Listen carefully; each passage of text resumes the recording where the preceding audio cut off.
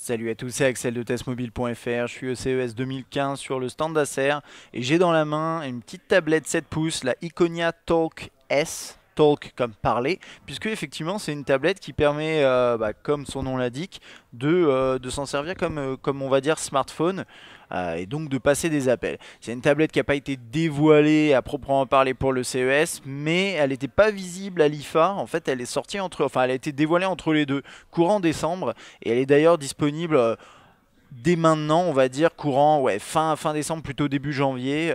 Donc voilà, regardez si elle est disponible dans vos boutiques en ligne préférées. C'est une tablette qui est à 249 euros pour un 7 pouces HD IPS, 0 gap, donc pour éviter les reflets. Elle est proposée elle est en format dual SIM, LTE, donc une SIM LTE, et elle repose sur un Snapdragon 410. Vous l'avez disponible en trois couleurs. Alors là, j'ai une sorte de bleu qui paraît très très bleu à la caméra, mais qui est un tout petit peu plus gris que ça. Et puis vous avez deux autres couleurs dont j'admets, j'ignore totalement ce que c'est. Je pense que c'est noir et blanc, de manière assez classique. Alors, rapidement sur le design, euh, c'est une tablette donc avec une sortie audio ici, une autre en dessous, en bas ici, une caméra frontale là, quelques capteurs qu'on voit pas. Hop, on va allumer l'écran rapidos pour constater que les touches en fait sont intégrées dans l'interface. Le logo Acer en bas, touche on-off, verrouiller, déverrouiller juste ici. Le slot pour la micro SD qui est juste là, si vous le voyez, voilà. Ensuite, on a tout ce qui est, voilà, c'est mieux comme ça. Micro USB et jack. Et là, pareil, micro SD. Ah, attendez, je me suis trompé de l'autre côté. C'était pour la micro SIM. Voilà, c'est mieux, c'est mieux. Donc micro SIM de ce côté-là et micro SD de l'autre côté. Et à l'arrière, la caméra, il n'y a pas de flash. Ça, c'est le second micro. Et puis voilà, donc ça doit être double haut-parleur frontaux. A priori, dans la mesure où on n'en a pas à l'arrière. Ensuite, à l'intérieur, on a une interface assez standard. KitKat. Normalement, alors Lollipop est prévu, mais on ne sait pas encore quand. Mais normalement, Lollipop devrait arriver. On peut voir ici, donc on est en 4.4.4. Et on a quoi? C'est une tablette, hein, donc on a une interface. Est-ce qu'on a une interface en colonne? C'est ce que je me demande toujours, hein, sur les tablettes. Et là, ça n'a pas l'air d'être le cas. Ou du moins, enfin en tout cas dans cette interface-là. Alors, on va regarder ce que ça donne l'appareil photo. On a une interface ici qui est différente, hein, par rapport à ce qu'on a sur le JAD ou sur le Z410. On peut prendre une photo rapidement de cette façon-là. Un menu hop, qui se sort ici, non? Oui, voilà.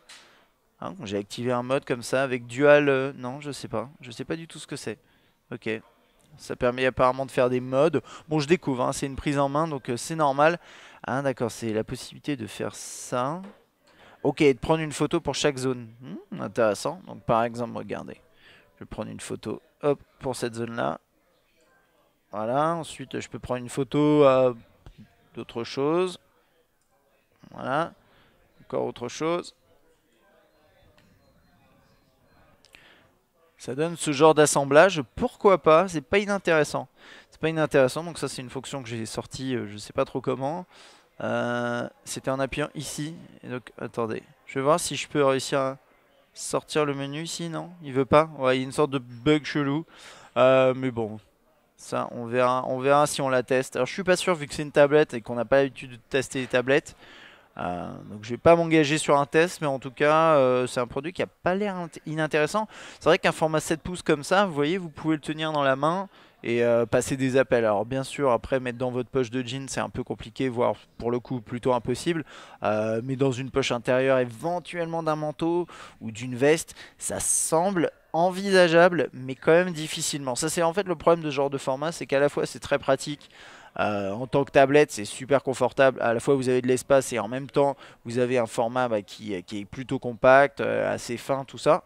Et puis de l'autre côté, comme c'est un peu à mi-chemin entre la phablette, la tablette, on sait pas trop où ça se situe. Le problème, c'est que par exemple, si vous sortez en week-end et que vous êtes, bah, pour les hommes notamment, si on n'a pas a priori de sac à main, alors après ça dépend, il y a des hommes qui ont des petits sacs, des petits trucs comme ça, et ça peut être pratique pour, si vous avez ça pour l'entreposer. Mais sinon, si vous êtes, si vous avez le réflexe généralement de mettre votre smartphone dans votre poche, ah, là pour le coup, c'est un petit peu compliqué, c'est un peu compromis. Mais bon, c'est vrai que pour de la lecture type là, je vois, il y a Kindle. Il y a plein de trucs audiobooks, ok, Amazon. Bon, il y a eu plein de. J'ai l'impression qu'il y a plein d'applications préinstallées, notamment Tangent Games, qui est pas, c'est pas une très très bonne nouvelle. Mais bon, voilà, c'est à peu près tout, je pense, pour cette tablette qui a l'air intéressante. Si vous avez vraiment envie d'un test, n'hésitez pas à laisser un petit commentaire. Si vous avez des questions, surtout sur ce produit, bah allez-y. J'espère que cette vidéo vous aura plu. Puis je vous dis à la prochaine.